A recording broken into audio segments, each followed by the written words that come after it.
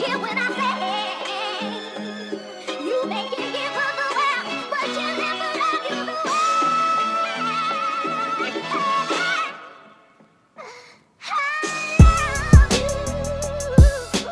Corinne, comment tu vas? Ça va, merci. Ça me fait très très plaisir de te recevoir. C'est gentil. C'est un honneur que tu me fais. Aujourd'hui, je te reçois dans mon média pour parler de toi, revenir un peu sur ton parcours, etc. Le but du média et de ce format, comme on a pu le discuter au préalable, c'est de transmettre à toutes les personnes qui vont regarder ce format-là tout ce que tu as pu traverser, les challenges que tu as pu surmonter. Ça peut en inspirer plus d'un également. Parce que voilà, tu as une belle carrière. Aujourd'hui encore, tu fais des belles choses. Et donc, on va un peu retracer tout ça. Pour ceux qui ne te connaissent pas, est-ce que tu pourrais te présenter rapidement? Oui, alors rapidement, je m'appelle Corinne Petit, j'ai été joueuse professionnelle pendant 10 ans à l'Olympique Lyonnais. Voilà, je suis originaire de La Rochelle, où ma famille vit encore. Et maintenant, je suis lyonnaise. Tu es lyonnaise à 100%. Ouais, quand même. Ma fille, en plus, est née à Lyon, donc une vraie lyonnaise dans la famille. Ça, c'est top. On va revenir au début. Tu m'as parlé de La Rochelle. Quand je te parle de La Rochelle, c'est quoi ton premier souvenir? C'est mon attache, c'est mes racines, c'est ma famille, l'école avec les copains, le foot, le début, quand on commence et qu'on a 6 ans, qu'on court partout. Voilà, et c'est la ville où j'aime retourner pendant les vacances, où j'aime retourner aux fêtes pour voir tout le monde. Donc c'est une ville très très importante pour moi. Du coup, il y a une vraie attache avec cette ville-là. Toi, comment ça a débuté un peu ton attache pour le sport? Est-ce que ça a commencé directement par le football, par d'autres sports? Comment ça... J'étais très tonique, on va dire, quand j'étais petite. Le terme garçon manqué sortait souvent. Et il fallait que je me dépense. Et voilà, tous mes copains au foot, à l'école faisaient du foot. Donc j'ai dit, est-ce que je peux faire du foot avec mes copains? Et mes parents n'ont pas trouvé ça bizarre. Ils ont dit, allez, go. Donc voilà, à peine 6 ans, j'ai commencé dans un club de garçons juste à côté de chez moi. Et il n'y a pas eu du coup de rejet par rapport à tes parents et t'ont dit let's go? Non, okay. Non, en fait, ils se sont dit, c'était bizarre parce que il y a 30 ans, j'étais la seule fille. Il fallait se mettre dans le vestiaire à côté des arbitres. C'était voilà, un peu d'organisation à côté. Mais non, voilà, j'ai fait tout simplement ce que je voulais et j'étais juste la seule fille parmi tous les gars. Et quand tu viens dans ce club, même au niveau, comme tu m'as dit, là, tu étais la seule fille. Sûrement peut-être la première fille dans ce club. Oui, je pense. Au niveau de l'inscription, il n'y a pas eu des problématiques Ça, je ne sais pas. Tout ce qui est administratif, je ne m'en souviens plus parce que j'avais à peine 6 ans. Mais non, je pense que ça s'est bien passé. J'avais la tête d'un garçon en plus, donc ça passait plus facilement. Du coup, ton intégration a été plutôt facile dans le club. Ouais, non, tout s'est bien passé. J'ai jamais eu de soucis, j'ai jamais entendu des choses qui m'ont vraiment fait mal. Il y avait des petites phrases, elles ressemblaient à un garçon, ouais, un sport de garçon, mais franchement, ça passait au-dessus et j'ai jamais eu de soucis. Et dans mon équipe, ça a toujours été nickel. Et à l'école, c'était comment? Tu étais une élève comment? Pareil, j'étais bonne élève, je pense avec pas mal des facilités, on va dire, mais assez dissipée, assez bavarde. Tonique aussi à l'école. Ouais, voilà. Pas au tout départ, quand je connaissais pas, mais sinon, après, dès que j'étais à l'aise, j'étais un peu tonique. Enfin, voilà, j'étais vivante, on va dire. Ok, ça marche. Et au niveau du foot, regarder du foot, regarder des matchs, etc., t'en regardais ou c'était vraiment pratiquer qui te... Non, c'était que pratiquer. C'était que Tu pratiquer. regardais pas spécialement. Et jusqu'à encore, il n'y a pas très longtemps. Okay. Maintenant, je suis obligée d'en regarder beaucoup pour le boulot. Les gros matchs, bien sûr, les grosses compétitions, Coupe du Monde et tout ça, oui, parce qu'il y a la ferveur autour aussi qui est hyper chouette. Mais j'ai jamais été une passionnée des matchs à la télé. Dans les stades, avant d'être à Lyon, j'ai pas eu cette chance-là d'aller dans des stades. Okay. Et mon père est rugby, donc voilà. Et ma famille n'est pas hyper sportive, en tout cas pas foot. Donc moi, je jouais, j'étais passionnée à aller sur un terrain tout le temps, pas de souci, mais regarder beaucoup moins. Ce qui me surprend, c'est que même quand tu es passé professionnel, ça ne t'intéressait pas plus que ça non plus. Bah, si, forcément, je regardais les gros matchs, mais j'étais pas tous les soirs ou 3 fois par semaine à regarder des matchs s'il y avait à suivre les championnats étrangers et tout ça. Ok, ça marche. Donc, tu me dis que tu commences dans un club de garçons à La Rochelle. À partir de quel moment ça bascule? Je sais que tu es passé par Clairefontaine par la suite. Du coup, c'est directement après du coup, ce club-là, tu es parti à Clairefontaine. Du coup, comment ça se passe? Ouais. Comment tu as su cette opportunité-là? En fait, je pense que ça a un peu changé, mais avant, nous, on avait le droit de jouer jusqu'à 14 ans avec les garçons.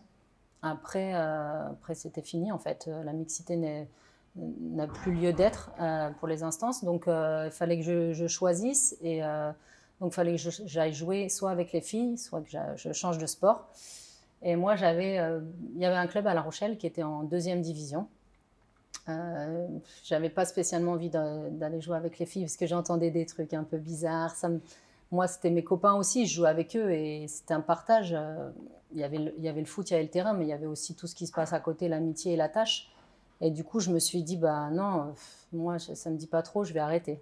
Donc, je me suis dit, je vais me mettre à l'athlé. Et en fait, cette année-là, eh ben, j'ai été appelée par Clairefontaine. Il y a des petites sélections régionales, départementales, régionales et équipe de France jeunes. Et en fait, ils m'ont proposé, le centre a ouvert en 98, ça fait loin. Et voilà, ils m'ont proposé de rentrer, de faire partie on était 25, je crois, filles, première fille à intégrer ce centre de formation. Donc je me suis dit, bon, c'est pas mal quand même. Donc bon, allez, on va continuer le foot. Et là, j'ai deux questions qui me viennent à l'esprit. La première, c'est la réaction de tes proches, de ta famille, à ce départ-là, parce que La Rochelle, c'est un peu loin. Ouais. Du coup, quelle est la première réaction? Et même toi c'est aussi, loin. tu vois. Ouais, alors moi, je me suis pas trop posé de questions. Je me suis dit, je vais jouer au foot tous les jours. Enfin, c'est génial, quoi. Et puis, ça sentait un peu les équipes de France jeunes et tout ça, donc ça donne envie, forcément. Et mes parents, je partais pour toute la semaine. J'avais même pas 15 ans.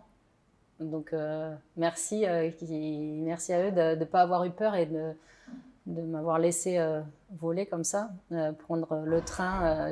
Moi, maintenant que je suis maman et que j'ai une fille, Tu sens que...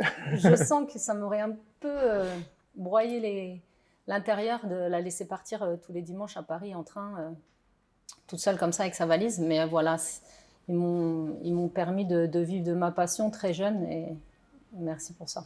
Et à ce moment-là, tu dis que, ok, là, je vais à Clairefontaine et du coup, je vais faire du football ma carrière, quoi. Est-ce que tu dis là que je vais... Non, parce que pour moi, je commençais juste les sélections, mais j'avais à peine dans la tête qu'il y avait une grande équipe de France. On n'en entendait jamais parler. Enfin, des adultes, je veux dire, les A, on voyait aucun match. C'est pas comme aujourd'hui où voilà, c'est dans les mœurs, c'est rentré, le foot féminin existe et tout le monde est au courant de ça. Personne n'était professionnel, personne en vivait. Donc c'était vraiment un hobby, un sport de passion. Je me suis dit, c'est génial, je vais faire ça, mais on ne se pose pas toutes les questions, je vais en vivre, je veux devenir pro parce que ça n'existait pas. Ouais, pour toi, j'y ai jamais cru parce que j'avais pas ça comme exemple plus haut. Et du coup, parallèlement, est-ce que tu as un métier en tête? Est-ce que tu... Non, pas du tout. J'aime le sport. Donc je me dis que je vais peut-être être prof de sport ou quelque chose dans le sport. Après, je suis encore jeune, donc je passe... je rentre, quand je suis à Clairefontaine, je rentre en seconde, donc je passe mon bac et puis après je suis virée de Clairefontaine. Je reste que 2 ans. Ils m'ont dit que j'avais pas assez de marge de progression. Okay. Donc premier gros échec, parce qu'on retourne chez soi, on doit retourner au lycée dans sa ville. Et voilà, après je fais une fac de sport. Donc je n'avais pas trop à long terme ce que je voulais faire. Je savais que c'était dans le sport, relié au sport. Et pour parler un peu de cet épisode Clairefontaine, comme tu m'as dit, tu connaissais pas du tout le football féminin à ce moment-là. Tu savais pas comment le niveau qu'il y avait. Est-ce que quand tu arrives à Clairefontaine, tu es un peu surprise du coup du niveau qu'il peut y avoir? C'est quoi ton ressenti vis-à-vis du niveau? Je me souviens plus trop de ça. Alors, comme c'était le départ, on n'était pas par année. On était 25 filles, mais moi j'étais la plus jeune. Quand je suis rentrée, il y avait des filles qui avaient peut-être 50 plus que moi. Donc, surtout à ces âges-là, il y a beaucoup d'écart d'expérience, de personnalité. Donc, je me suis bien intégrée. Il n'y a jamais eu de souci par rapport à ça, parce qu'il y avait des filles aussi de mon âge. Mais non, le niveau, j'ai jamais été. Je me suis pas dit. Je me suis dit oui, il y a des grandes, parce qu'elles étaient déjà en équipe de France A pour le coup. Donc elles avaient des choses en plus, mais ça m'a jamais marqué. Et voilà, il y avait un bon groupe assez homogène et c'était chouette. Et il y avait des grands noms avec qui tu étais dans cette. Enfin, après que Euh, tu as revu par la suite. Ouais, il y a des filles avec qui ont marqué quand même le foot féminin. Il y avait Ouda Lataf. Voilà, c'était. En plus, elle était de Bordeaux, donc je me disais, elle n'est pas loin de moi, c'est une grande. C'est quelqu'un avec qui j'ai eu des bons contacts. Ça marche. Du coup, tu me dis, tu fais 2 ans à Clairefontaine, Mm. on te vire. Ouais. Soyo arrive pendant Clairefontaine ou juste après? Juste après. Juste après? Juste après parce que pendant que je suis à Clairefontaine, on doit jouer dans un club le week-end, donc on rentre chez soi. Donc je joue à La Rochelle, qui est en 2e division. J'ai à peine 15 ans et je joue avec des femmes qui ont 30 ans, certaines. Donc voilà. Et après, en fait, quand je sors de Clairefontaine, je veux jouer en D1 parce que j'ai évolué, j'ai connu les équipes de France jeunes. Et voilà, j'ai envie de passer un palier. Donc je fais une sorte d'essai avec Soyo. Il y a un petit match, je ne sais plus exactement comment ça se passe, à la fin de saison. Voilà, il y a un petit match, un petit tournoi amical et j'y participe. Et après, ça se fait, donc go. Et ce qui est surprenant, c'est que à 15 ans, tu es déjà en D2. Ouais. C'est quoi ton ressenti par rapport à ça? Enfin, est-ce que quand tu arrives dans un vestiaire où justement tu es avec des presque mamans, des adultes, est-ce que tu as un trac? Est-ce que tu te sens peut-être syndrome de l'imposteur peut-être? Euh, Non, parce que quand on est jeune, on se pose moins de questions. Et encore plus maintenant, on le voit avec les nouvelles générations, les jeunes qui rentrent dans les groupes à 16-17 ans, les pros, c'est incroyable, ils ont une pleine confiance. Alors, je ne dis pas que j'étais comme ça, sûr de moi, j'ai jamais eu trop la grosse confiance, mais je ne me pose pas de questions. Et comme je suis à Clairefontaine toute la semaine, j'y vais juste pour le match. Donc, ça, c'est un peu dur parce qu'on n'a pas toute la vie à côté de la semaine et on vient et on joue et après on part. Donc ça, c'était un peu particulier. Mais sinon, non, j'ai jamais eu trop de soucis avec tous les écarts d'âge. Je pense que je suis assez discrète quand j'arrive dans un groupe où je suis nouvelle, où je commence. Et puis après, je m'intègre petit à petit et ça s'est bien passé.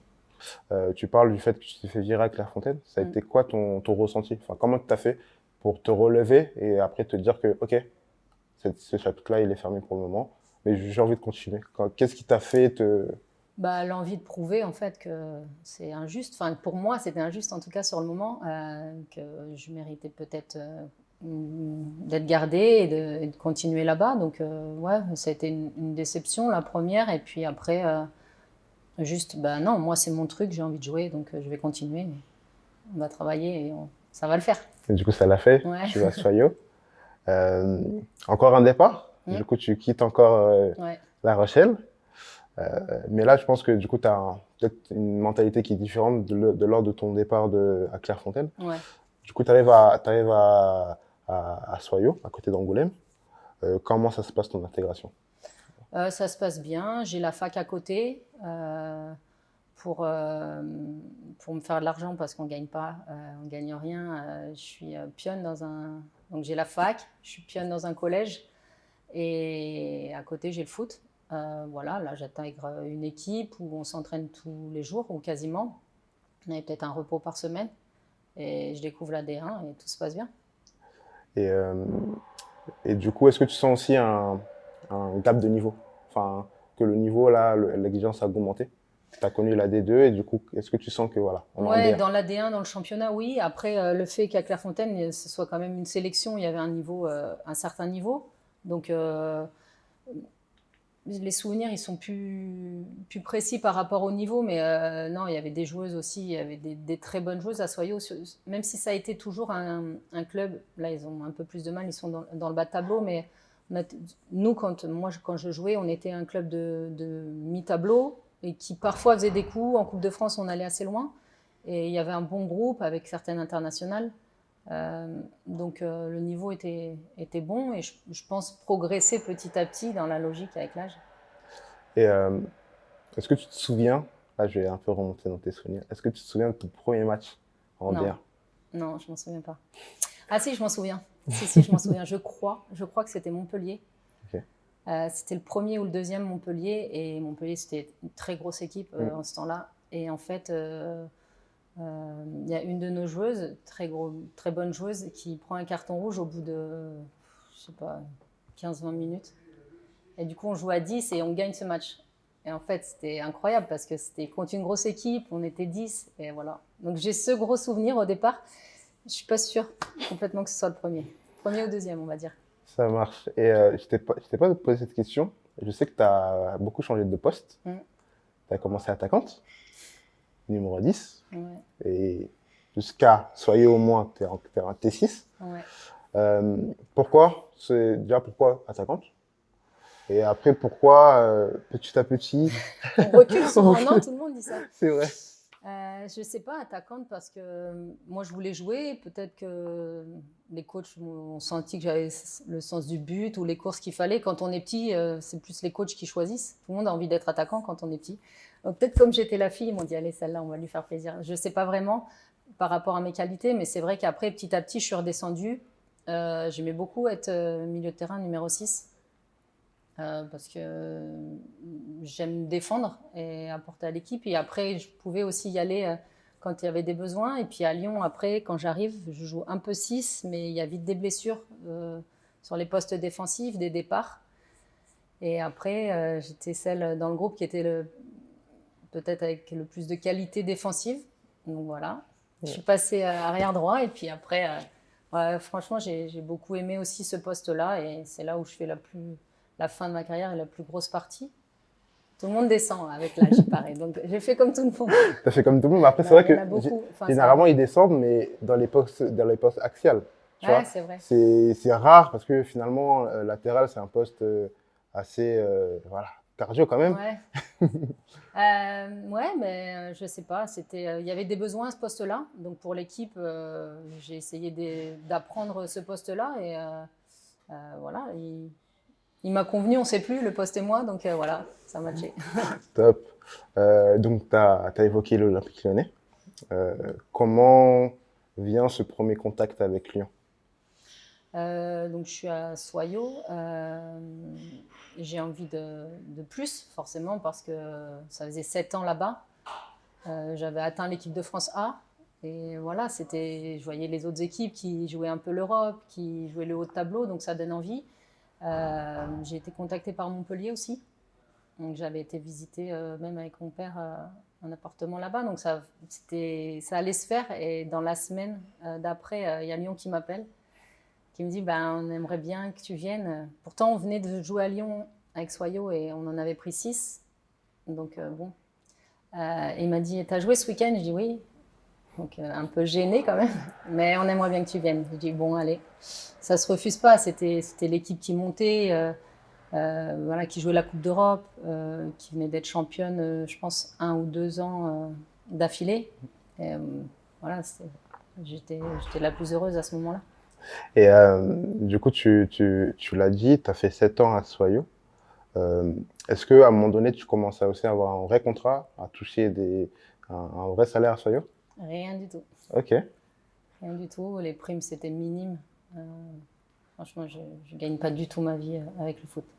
Donc, Un peu avec les sélections. Les montants, je m'en souviens plus. Et c'était pas... je devais travailler à côté pour pouvoir manger et vivre. Donc, tu arrives à Lyon? Ouais. À ce moment-là, tu n'es même pas accompagné par quelqu'un? Enfin, est-ce que tu as quelqu'un qui t'accompagne, un genre d'agent? Non, pas du tout.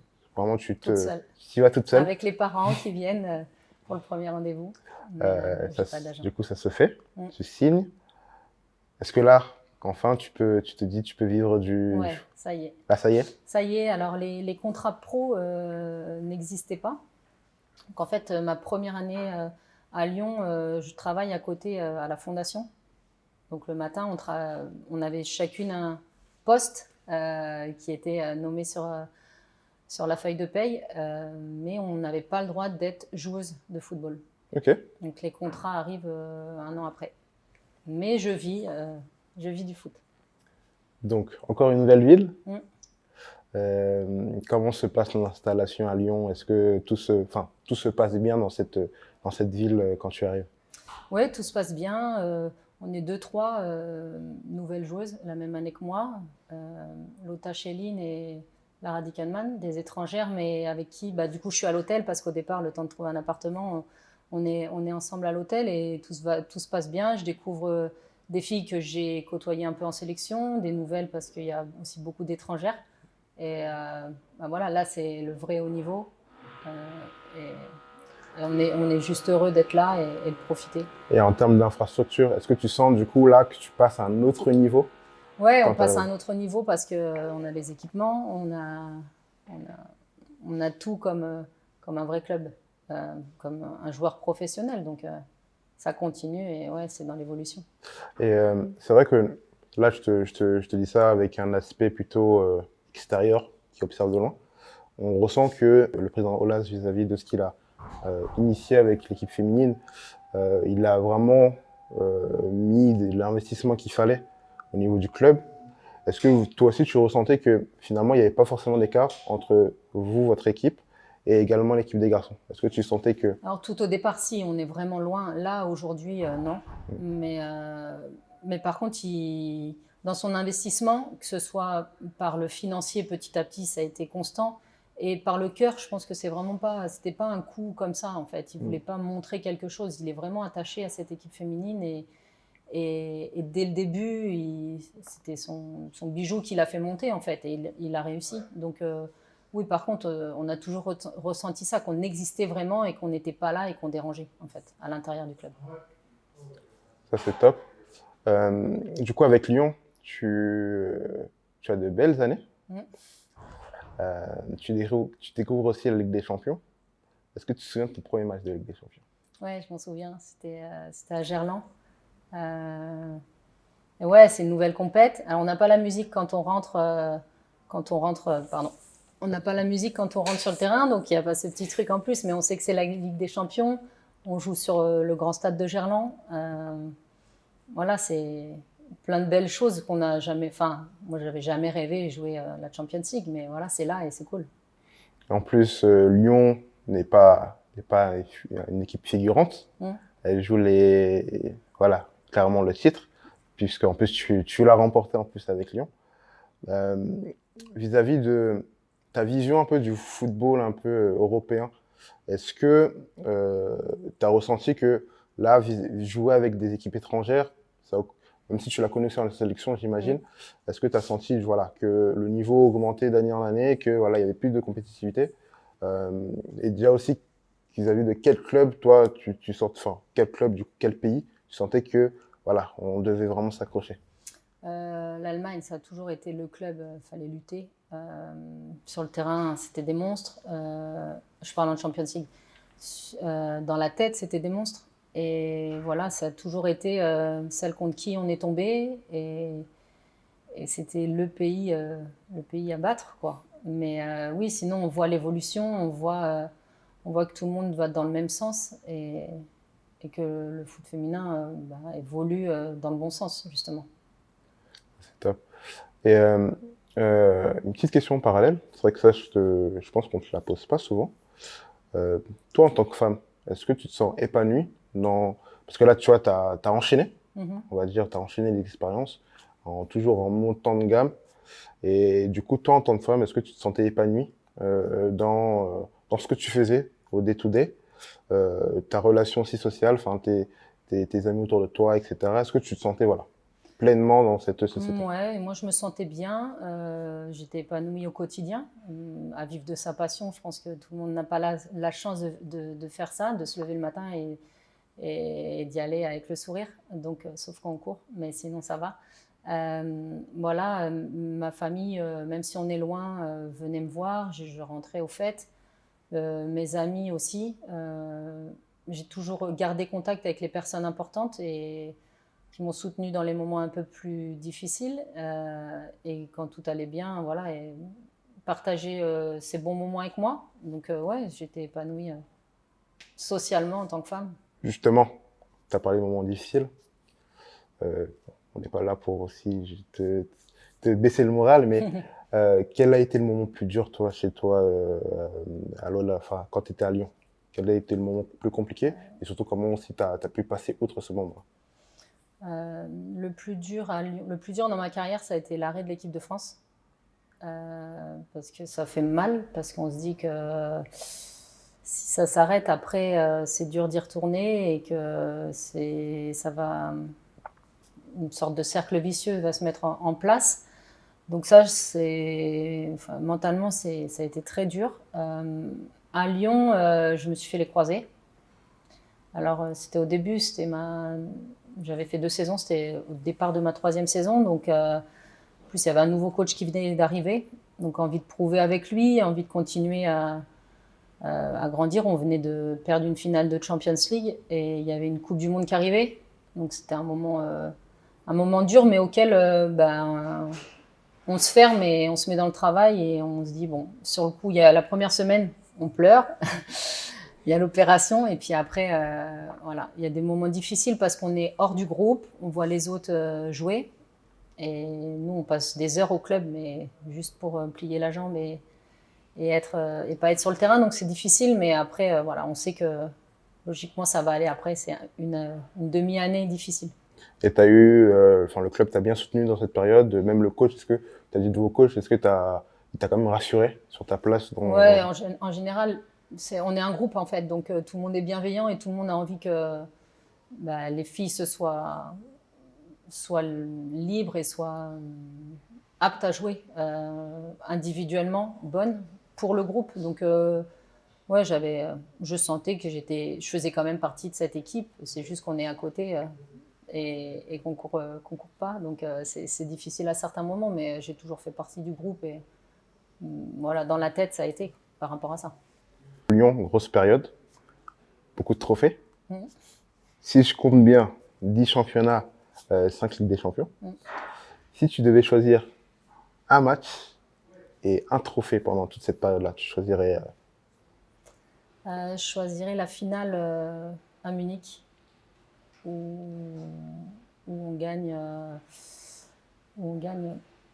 2-0 et si je ne me trompe pas, parce que parfois je mélange les matchs. Il y a toute ma famille dans les tribunes, donc on est devant 50 000 personnes, il y a peut-être 45 000 ou 48 000 Allemands, et voilà, c'est cool. Franchement, c'est un des plus beaux souvenirs. Tu l'as évoqué, l'équipe de France. Comme tu as pu le dire un peu précédemment, toi, tu as connu les équipes de jeunes. Mmh. Tu les as toutes faites. Ouais. Donc, tu commences avec les U16. U16. Ouais. U16, et après, ça passait tout de suite à U19. Il y a eu un peu de U21, une sorte d'espoir, et après les A. Tu te souviens de ton premier match avec Ouais. les A? Ah, je me souviens de mon premier match, j'ai pas touché le ballon. Je suis rentrée, donc j'étais contente, mais j'ai pas touché le ballon. J'ai dû jouer 5 minutes. Voilà, j'ai essayé de courir, mais Et c'était quoi ton ressenti? mon ressenti, j'étais contente parce que voilà, je portais ce maillot avec les grandes. En plus, c'était pas loin de chez moi, donc mes parents étaient venus me voir. Donc, mon ressenti, c'était on chante la Marseillaise et on est fiers. Donc, c'était cool. Et donc, tu as eu beaucoup de périodes avec l'équipe de France. Tu as vécu beaucoup de compétitions aussi.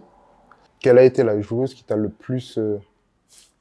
Ça, c'est dur. C'est dur parce que je vais penser à la fin, forcément, à des filles que je continue de côtoyer et tout ça.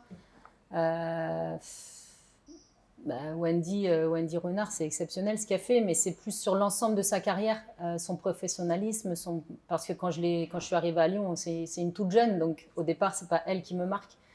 Mais il y a plein de joueuses dans le jeu. Balle au pied, Louisa Nessib, c'était incroyable ce qu'elle faisait.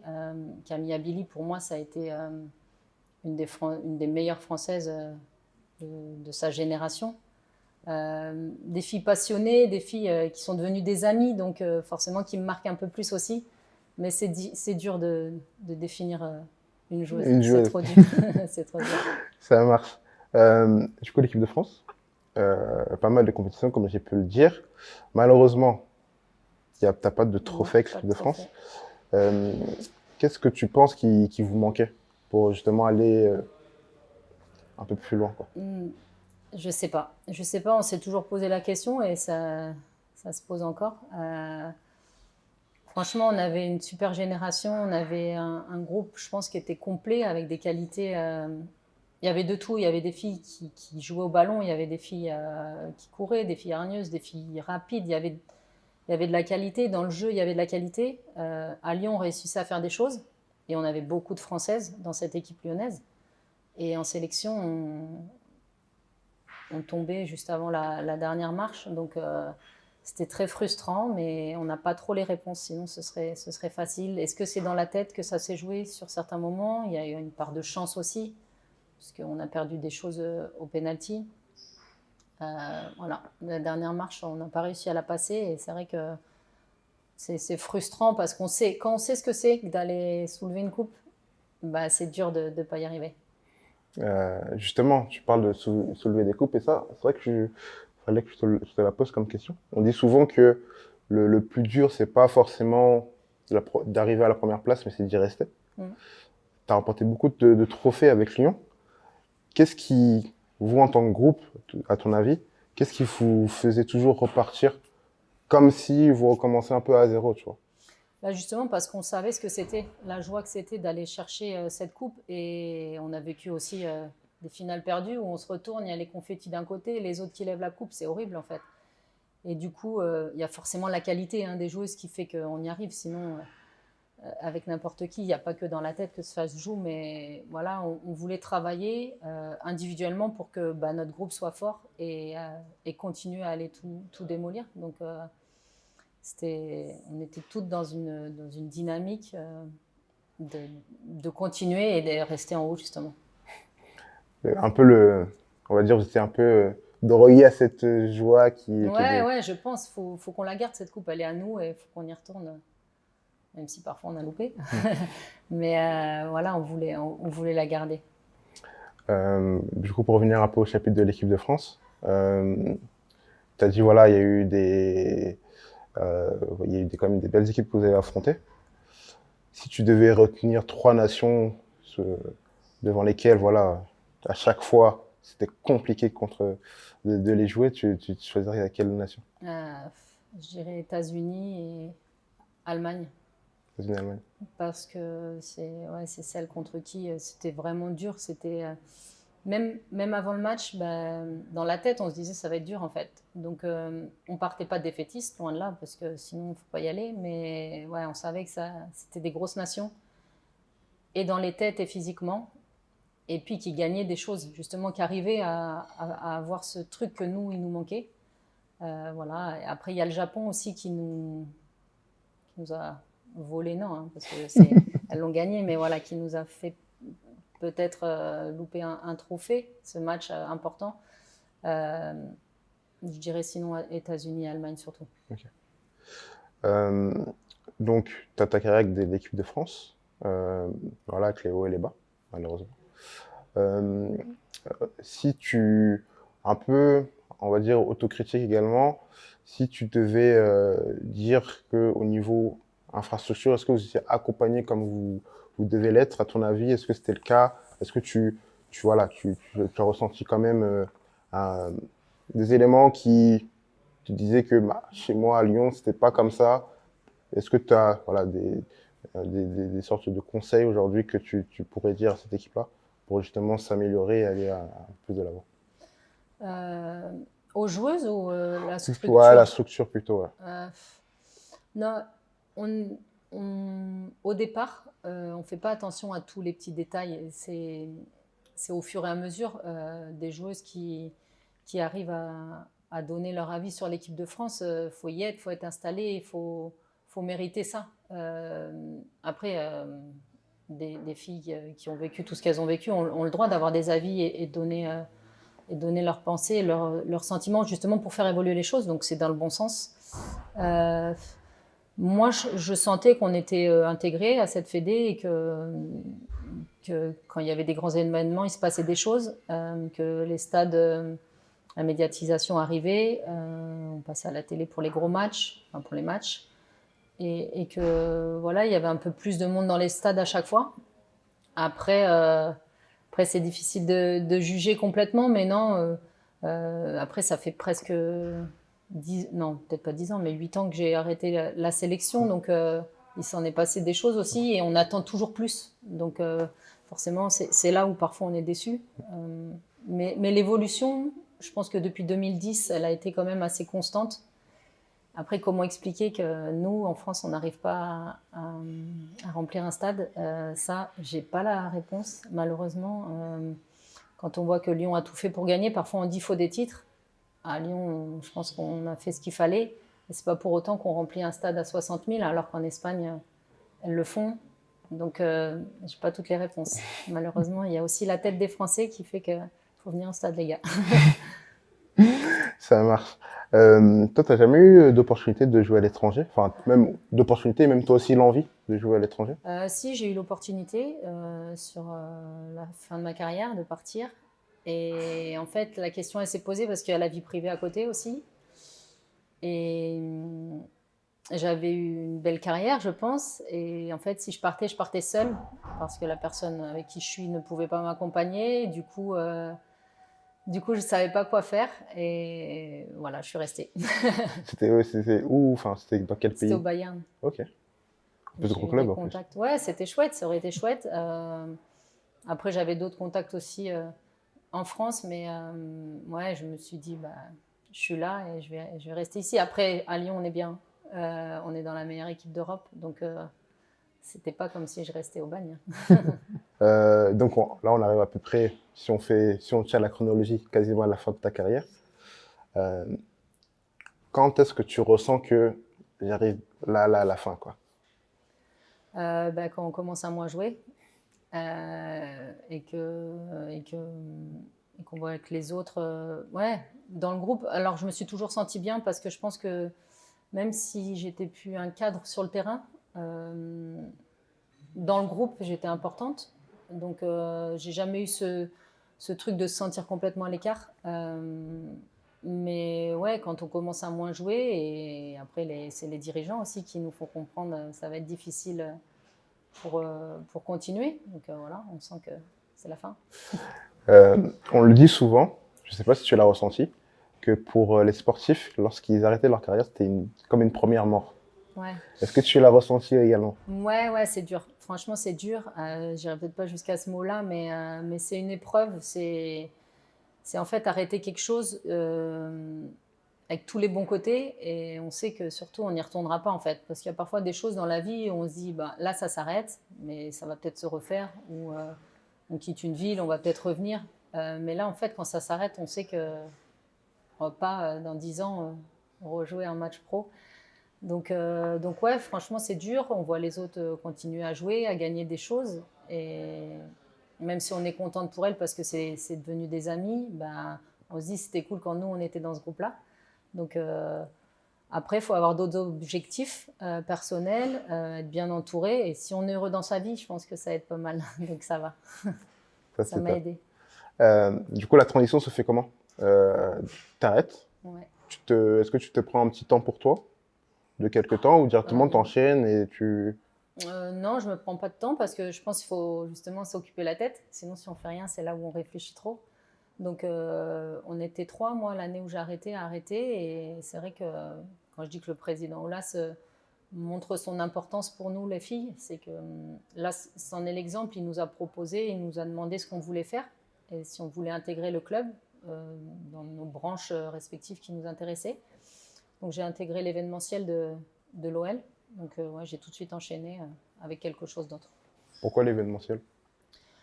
Je sais pas trop, c'était un truc qui me plaisait, un truc qui est vivant, il y a beaucoup de choses à faire, il y a beaucoup de choses différentes. Il y a du travail en équipe aussi, donc voilà, je me suis dit pourquoi pas. Et le coaching t'intéressait pas? Non, pas du tout. Pourquoi? J'ai aucun diplôme. J'ai aucun diplôme. Ça m'intéresse pas parce que en fait, Jouer, oui. Tous les jours, là, si demain on me dit tu joues, oui, je joue. Mais coacher avec pas de week-end, pas de vacances, tous les mauvais côtés, être dans le froid sans jouer, voilà, moi je laisse aux autres. Bravo. Et c'est un métier dur aussi parce que il y a des choix à faire qui sont difficiles. Quand on est joueur, on est tout le temps en train de critiquer les choix du coach quand c'est pas dans notre sens. Mais c'est un métier difficile.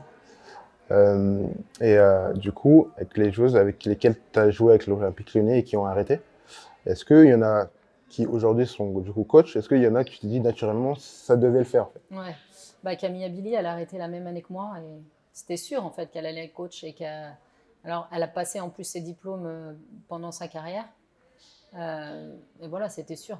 Elle le savait et nous on le savait et ça marche donc. C'est vrai, Cool. ça marche.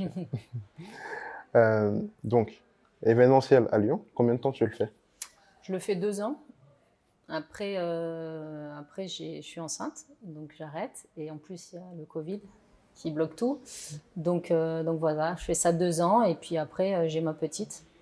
Et après ça, je sais pas trop où aller. Est-ce que je reprends ça? Est-ce que je fais autre chose? Donc je me pose beaucoup de questions. J'essaie de voir ce qui me plaît, mais je suis balance, alors je sais pas trop me décider.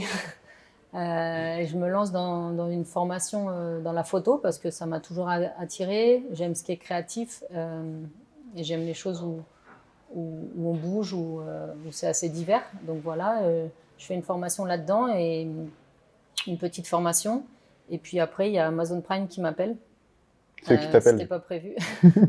C'était pas prévu, mais ils me disent, bah voilà, on a des droits.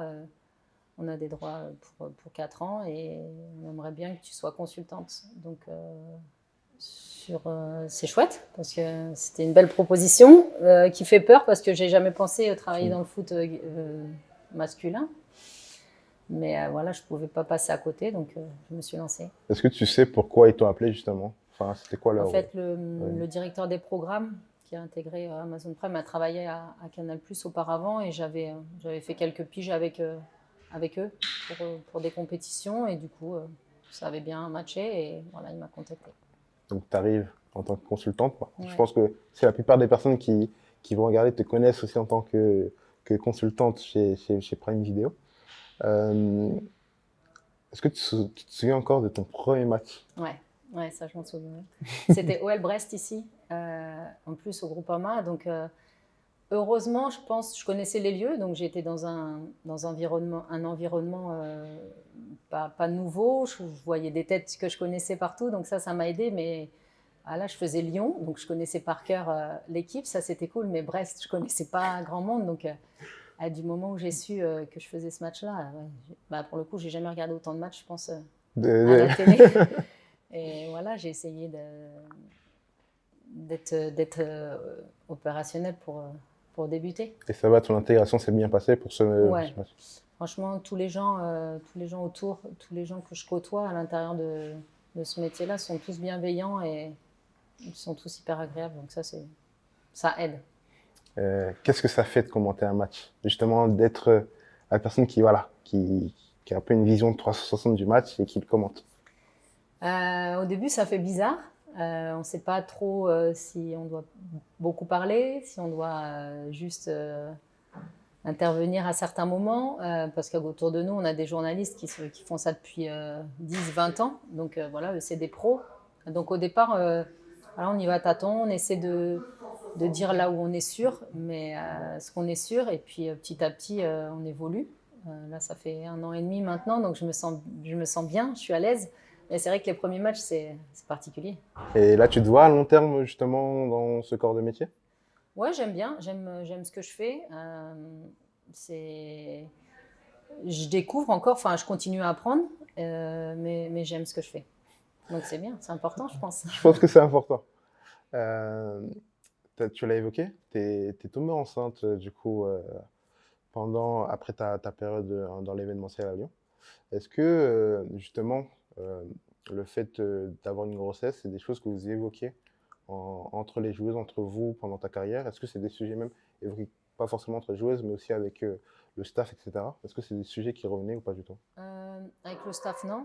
Mais ouais, entre joueuses, certaines filles, voilà, on savait la vie privée à côté, en couple, qui commençaient à avoir peut-être l'âge d'avoir un enfant. Je ne sais pas s'il y a vraiment un âge pour ça, mais voilà, forcément, à un moment, ça vient sur le thème de discussion et c'était pas dans les mœurs comme maintenant. C'était pas le sujet, mais oui, on en a parlé. Et toi, après là, du coup, c'est arrivé après carrière, Mhm. mais est-ce que t'aurais pu te voir tomber enceinte, du coup, avoir une grossesse et reprendre le foot juste après, enfin, ta carrière juste après? Ouais, je pense que j'aurais pu. Je trouve ça. Parfois, je me dis, quand je vois des joueurs avec leurs enfants qui vont sur le terrain, je trouve qu'il n'y a rien de plus beau. Donc, ouais, j'aurais pu et j'aurais aimé, je pense, ça. Parce que il y en a qui le vivent maintenant en tant que joueuse. Et bah, voilà, quand on perd un match, qu'on n'est pas maman, on se dit, c'est le foot le plus important. Mais quand on a un enfant à côté, bah, on relativise. Donc, je pense que parfois, ça peut faire du bien aussi pour la tête, même si c'est dur à gérer. Mais ouais, je pense que ça peut être chouette de vivre les deux. Du coup, tu as une fille, Mhm. fan de foot? Elle aime bien. Elle dit souvent le foot, maman elle va au foot, papa il va au foot, mais on verra ce qu'elle fera. Demain, ça te dit qu'elle veut être joueuse, ce serait quoi ta réaction? Ce serait c'est un peu normal parce que elle me dit on va voir les copines au foot, donc c'est ce qu'elle voit, c'est un peu son quotidien, donc je trouverais ça plutôt logique. Mais si elle a envie de faire un autre sport, il n'y aura pas de souci. Juste, j'espère qu'elle sera sportive. Juste ton souhait. Voilà.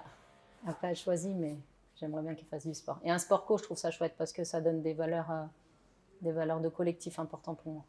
Ouais, c'est vrai qu'on n'est pas revenu dessus, mais du coup, quelles sont les grandes valeurs que toi, tu as pu avoir grâce au fait que tu jouais au football? Ouais, bah, ces valeurs-là, d'exister dans un groupe et de travailler ensemble dans un objectif commun. Je pense que c'est des bonnes valeurs de toujours montrer, en fait, d'être pro, de ne pas tricher. Dans un sport collectif, voilà, on doit exister parce que l'ego et l'individu est important pour apporter son petit truc différent, mais c'est le groupe d'abord. Et voilà, moi, c'est ça qui m'a plu. Et les beaux moments, en fait, j'ai parlé avec des sportifs, des pros en individuel, en judo ou des choses comme ça, des athlètes. En fait, elles m'ont toujours dit, vous avez de la chance de vivre ces moments-là. C'est quand il y a des trophées ou des victoires, de les vivre en groupe, en fait. Elle dit, parce que moi, je suis sur mon tatami et je me retourne, et il n'y a que mon coach et je lui cours dans les bras. Et c'est pas pareil. Et c'est vrai que ces moments-là, à vivre en collectif, bah, c'est cool. Tu as une très longue carrière. Je pense aussi que tu es l'une des joueuses qui fait partie un peu de la fin de l'ancienne et du début de la nouvelle génération. Tu as vu l'évolution du coup du football. Du coup, par rapport à ça, j'ai deux questions. Euh, du coup, quel est ton ressenti global sur l'évolution? Je pense qu'il est plutôt positif.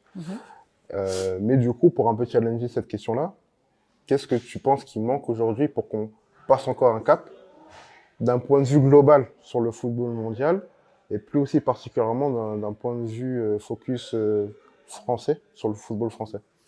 Alors le football mondial, je pense qu'il évolue bien et constamment depuis 10 ans, on va dire 10-15 ans. Je trouve que les instances font ce qu'il faut sur les compétitions, sur la médiatisation. Les compétitions, c'est de belles compétitions. Donc par rapport à ça, je trouve que c'est bien. Chaque club et chaque fédération travaille bien à l'intérieur. Voilà, tout est mis en œuvre pour que ça se passe bien et chaque fille, c'est des athlètes, vraiment. Donc je trouve que par rapport à ça, l'évolution est dans les têtes aussi des joueuses. C'est vraiment, on est là et on est sportif de haut niveau et on est des athlètes. Donc l'évolution, elle est bonne par rapport à ça. Après, en France, j'ai envie de dire, les mentalités des personnes doivent évoluer. Là, hier, il y a eu un match de Champions League, 2 matchs avec 2 équipes françaises. Et en fait, la une de l'équipe, c'est Fernando Alonso. Donc, malheureusement, c'est des petites choses comme ça qui font que. Moi, j'ai rien contre lui, hein. C'est un grand sportif. Mais pourquoi on ne parle pas des 2 matchs des équipes françaises, en fait? Voilà.